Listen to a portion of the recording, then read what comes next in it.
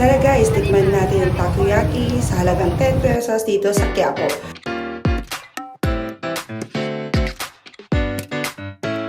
From Baclaran Station, sumakay tayo ng LRT going to Caliedo.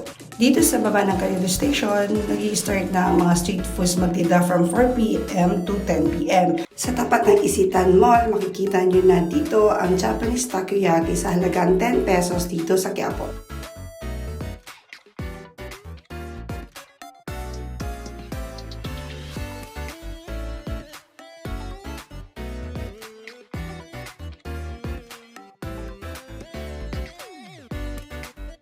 Sa talagang 10 pesos, may tatlong flavor ng pagpipilian: cheese, veggies, and crab and corn. Sulit talaga yung presyong 10 pesos kasi sobrang dami yung laman na nilalagay sa takoyaki at yung seasoning.